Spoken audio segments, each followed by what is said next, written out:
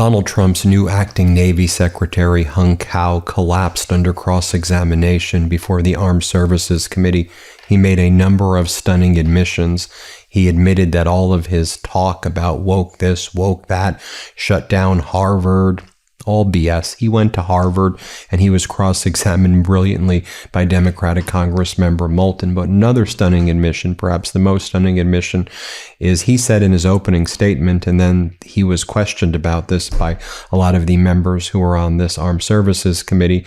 He said that, there's still all of these ballistic missiles that are being shot at American ships, and that there's currently a very, very, very kind of tense war that's still ongoing in the Strait of Hormuz. So as Donald Trump has said, there's no war, everything's fine, we're in this ceasefire.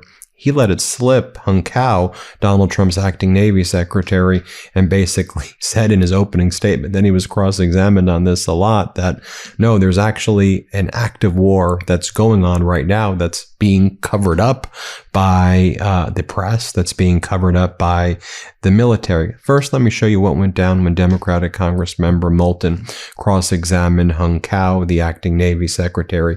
He replaced the private equity guy who was forced out because he wouldn't build the Trump ships, the Trump battleships with Trump's name on it, like that Donald Trump likes from like the early 20th century, like those ships.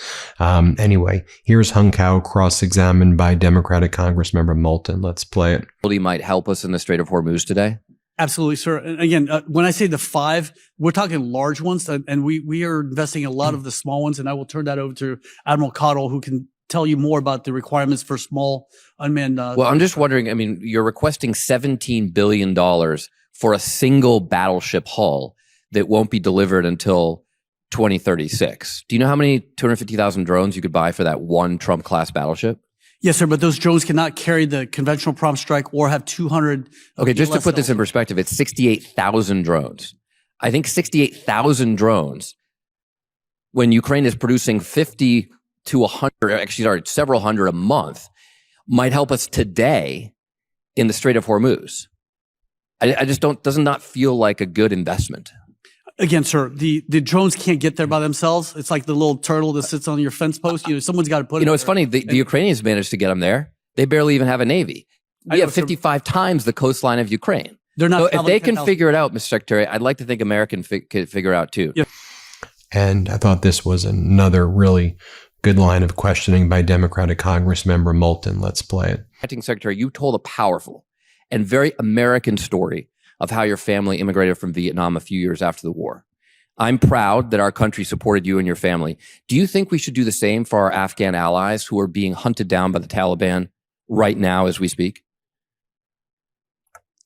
Sir, before I came to this job, actually right after the fall of Afghanistan, which broke my heart. Watching mothers hand babies to Marines just reminded me what happened in Vietnam. I understand, and I was there too. I felt the same way, but I'm just asking, do you think we should give the same privileges and opportunities to our Afghan allies that our country gave to you and your family and your friends? Sir, anybody who comes here legally should be given the opportunity to come here. And well, I'll tell you what, you and I will disagree on a lot of things. You might even say we're political adversaries. But I'm very proud that President Ford, President Carter, President Reagan did not deport you or your family while you were working on becoming citizens. Now, Mr. Acting Secretary, you have publicly supported Secretary Hegseth's proposal to ban active duty military members from attending Harvard. Both your official bio and your bio for the Senate campaign proudly list your Harvard affiliation. As a Harvard fellow yourself, do you believe the education and credentials that you received compromised your ability to serve or lead effectively? Sir, we are looking at the best education for our military members. That's why naval. So did Harvard make you too woke? Did Harvard make you too woke to be the Secretary of the Navy? No, sir, but Naval Postgraduate School. So you don't allowed me to have. So you survived Harvard without becoming woke, but you don't trust your officers who get in there, who want to go there, who apply there, to be able to go there themselves and not be indoctrinated? Congressman, we need to invest into where they would best fit for the Navy. Again, going to Naval Postgraduate School, I actually got a. So you think it was a big mistake for you to go to Harvard? Because you talk about it a lot in your bio. Actually, I mentioned it once, sir. It's just that. You think it was a mistake? So I love my education at Naval Postgraduate School because it allowed me to learn. Yeah, but I'm asking you about Harvard. If you can't answer the question, sorry, I mean, don't take the job, Mr. Secretary. Now here, I thought was a very important part of the cross-examination where you had Democratic Congresswoman Jacobs from San Diego, and here she exposes what I said at the outset, and Hung Kao admitted that there's active, ongoing war that's taking place right now. The war's not over. The war's going on. There are ballistic missiles being shot at American ships by Iran. This is what he says. Here, play this clip. Can you commit to deliver to this committee the department's current assessment of commercial shipping transit through the Strait under U.S. escort, Iranian acquiescence, or neither, along with the Navy's fourth generation plan for sustaining the presence required through FY27? Congressman, we will provide whatever information you need. Again, this is still an ongoing operation. As of yesterday, they're still launching over 100 one-way attack drones and more than 3 or 4 dozen cruise missiles at us. So the operations are still going on. Even though there's a ceasefire, they're still firing at us, ma'am. Sure. I mean, but the president said it was over, and now you're saying it's ongoing. So you can understand why we, as the committee that's trying to figure out what you're actually going to need some more information from you all. Yes, ma'am. Absolutely. But yes, our operations, our kinetic operations have finished. We're just protecting other people, and that's what we're doing with that. The Iranians are still shooting at Allied shipping and just being belligerent, ma'am. Okay. Well, we would like to know what you all in the Navy are going to need to sustain either this U.S. escort presence or this blockade or, whatever we're doing. So please get that to us. And then you have more from Hung Kao about this. Let's play this clip. We've heard from the administration that the Iranian ability to project force has been decimated. They can't fire any missiles. They are 90% attrited. They're flat on their back. I heard you say in your remarks that, and you might have misspoken, and so I want clarification. Have the Iranians been firing at American assets, or are they firing at other countries in the region, or both? Because it comes to this question of whether and when Congress is going to speak on this war, this Congress's authority to declare war. And so I'm just curious whether or not the Iranians are firing at U.S. assets in that region. Congressman, after we stopped the hostilities and we were talking to them for peace negotiations, again, they have a lack of command control right now. No one really knows who's in charge over there, and so you have these onesies and twosies go out and they're launching. They dug out from their rebels and they pulled out a couple of missiles and they shoot at these merchant ships that are coming by. And that's why our ships are protecting those ships as well. I mean, there's always. So, I mean, I'm sorry, sir. Are they firing at American They're US firing assets at or not? commercial. Because that sounds very much like a warlike activity. And the Congress has yet to speak to the American people on the question of whether or not we ought to be at war. So I'm just curious what's happening with respect to our assets in the region of operation. They're shooting at merchant ships, sir. Okay. Next, you have Democratic Congress member Smith, who's also the ranking member of the Armed Services Committee, meaning Democrats take control. He'll become the chair of the committee. Here's what he had to say. Let's play it. Building off the theme of the opening statement in terms of, how can we get to more cost-effective solutions? I've been very impressed by the fact that when it comes to like shooting down drones, we've invented some new systems. We were shooting them down with $2-3 million missiles. L3 Harris has come up with the Vampire system that's $30,000 a shot, very effective. Another private company came up with Mirops. By the way, I think Vampire is a much better name than Mirops if you're going to name a system, just for those paying attention to those things. $15,000 a shot. And it was all about figuring out, okay, we have our needs. How do we meet them in a very cost-effective way? What is the equivalent in the Navy and Marine Corps in terms of how you're thinking about meeting your needs in a more cost-effective way? And that's one of the many things that troubles me again about the battleship. We look at new technology, new ways to deal things, all these demands, asymmetric advantages, and we come up with say, you know what? We're going to go with a massive $22 billion solution. That seems to be the exact opposite of taking advantage of modern technology to meet your needs in a more cost-effective way. So how are you all thinking about options equivalent to, instead of 2 million, we're going to do 30,000 and achieve the same objective, and using new technology to get there? Ranking member, you're absolutely right, sir. I mean, when we're launching an SM-2 missile that costs $2.25 million per shot to take down a $1,000 drone, it's ridiculous. And that's why electronic warfare is so important. I mean, we need to cover everything from 30 megahertz to 8 gigahertz with no band breaks in between. But also we need static radar to look at it, but also gimbals, because a lot of their cross-section, the radar cross-sections of these drones look very similar to our aircrafts as well. So there's many options out there. And you mentioned like a large ship. Well, there's, as far as I was in the Navy, even all the way back to 2011 when I worked in OPNAV N96, the Surface Warfare Division, we had a requirement for a large combatant. It's called CGX at the time. Because we've got a lot of requirements, Mr. Yes, sir. Secretary. One of the things that I would suggest that we're going to need to do is get out of the requirements-based approach. I mean, so much that goes on at the Pentagon, and I think the chairman agreed, is we all sit around and come up with requirements, okay? And there's, tens of thousands, hundreds of thousands of pages of them. Let's focus on what actually needs to be done instead of, well, we got a requirement for it. We got to think through it a little bit more than that. Sorry to interrupt. Just had to make that point. Go ahead. Thank you for that. Ranking member, I pay bills at home, and there's, the kids need braces, they need everything. And we have to balance all those things. But again, with the battleship, the problem is that your DDGs are so decked out right now. The Pinckney, USS Pinckney, is the only ship in our fleet that has a Slick 32 Victor 7 for electronic warfare. And I mean, I told you yesterday, I mean, it looks like a big chipmunk with a mouthful of nuts right now because it's so overburdened. And that's why we need a large combatant that has all electronic warfare, as well as 200 VLS cells, including conventional prompt strike. Imagine a missile that can go from here to the West Coast in 16 minutes, that the enemy can't stop. And this is what's going to deter the enemy. Meanwhile, we need to also invest into our shipyards. We need to invest into our electronic warfare, and as well as our sailors and Marines as well. And this is why the job of balancing the budget is so difficult. And sure. Again, I want to I'm sorry, sir. Go ahead. Yeah. One other question on that. There are a lot of different companies now making autonomous ships. They're really, and yes, the autonomous aspect is important, but they're also looking at new ways to do shipbuilding in general. How can we do it more rapidly, more cost effectively? They seem to have made a lot of progress. What are the principal lessons that have been learned from that regardless of what we're building, whether it's a battleship, an aircraft carrier, or something smaller, that we could do it more quickly and more cost effectively?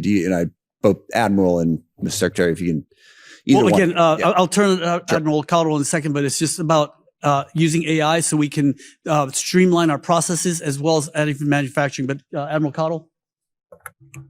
Sir, I would say when we were upside down, as the Secretary is talking about on kills, cost per kill with SM2, SM6, we fielded and rallied very quickly during Red Sea operations, Rough Rider, to actually get on board our strike groups, Roadrunner, Coyote, and Hellfire, instantiations of that, to really turn that very quickly. That took collaboration from our Surface Warfare and Mine Development Center, from SurfLant, from Dahlgren, and of course NavWar, to get those TTPs, bake that in, get it certified, and every strike group has deployed with that. It's much more effective, and that learning happened very quickly.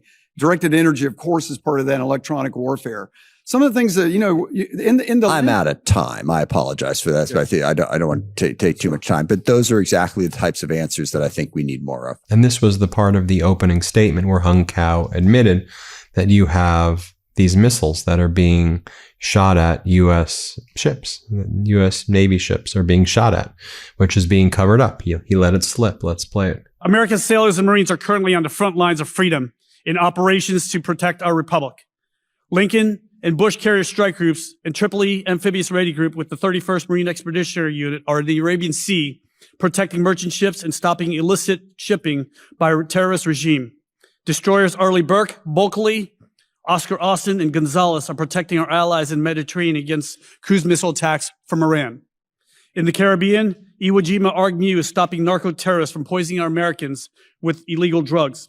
Now, while we watch all of that, I want to remind you, of course, of the questioning that took place right around that same time in the United States Senate, where Admiral Cooper, commander of CENTCOM, was cross-examined by Senator Blumenthal. Just to remind you, here, play this clip. Regardless of what the numbers are, Iran continues to pose a significant threat to shipping because it has missiles and fast boats and other assets that are available to attack shipping in the area, correct?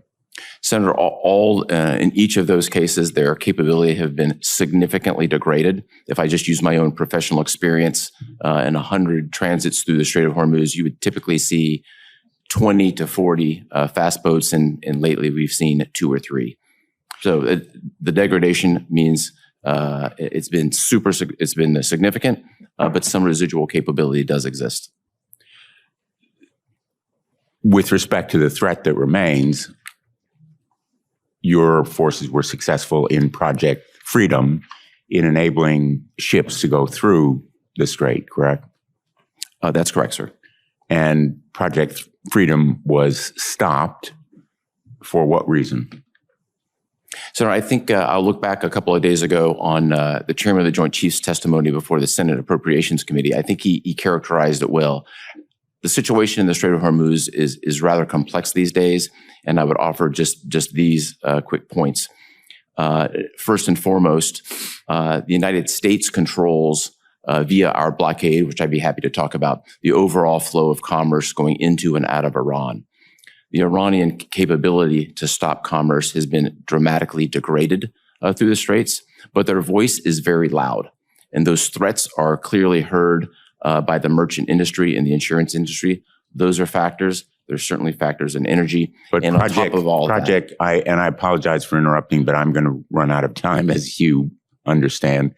I think the point that I want to make here is that Project Freedom could be started again, and the voices of the Iranians, large as they are, could be contradicted or reduced in impact if Project Freedom were ongoing and the world could see that shipping was going through the straits. Am I off base in that view? Senator, there's a wide range of contingencies that we are prepared to execute. And I would defer to the policymakers on anything having to do specifically with the Strait of Hormuz, particularly during this time of sensitive negotiations where it's front and center in the negotiations. And have you seen any progress in those negotiations? Senator, I'd refer to the diplomats and the team engaged in the negotiations. Let me ask you, in the time that I have left, one of the objectives that President Trump articulated at the beginning of this war, which in my view could not be accomplished with bombing, was to secure the enriched uranium. Would you agree that taking possession of that uranium would require boots on the ground and significant casualties for United States forces? Senator, in this particular forum, I think it would be highly inappropriate, given the classified nature of any contingencies, to talk about the nuclear program. And then I thought this line of questioning from Senator Shaheen was very important, where she makes it clear how helpful Ukraine has been to our NATO allies in helping our allies train, get the types of anti-drone interceptors and drone technology that's needed to fight in modern warfare. Let's play it. One of the things that's gotten a fair amount of attention in recent weeks has been President Zelensky's working with some of our allies and partners in the Middle East in response to the war in Iran on the expertise that the Ukrainians have developed to address counter-drone responses. Can you talk a little bit about what you're seeing with respect to that, and whether our allies and partners find that kind of support helpful from the Ukrainians? Senator, I think most significantly, we adopted a large number of tactics, techniques, and procedures that the Ukrainians have passed us that have helped us defend Americans. And all of our partners are working with Ukraine in some way, shape, or form. I'd really defer to them, let them talk about it. But are they more effective as a result? Yes. Thank you. Thank you, Mr. Chairman.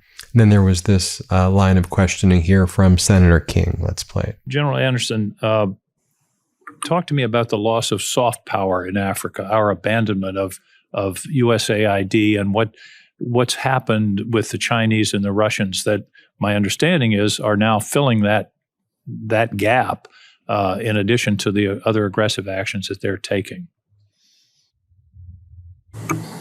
Senator, I would say that we look at all facets of national power and how to bring those to bear on the continent in order to provide security outcomes. Oftentimes, taking one facet of our national power off the table unilaterally for no apparent reason. The whim of Elon Musk.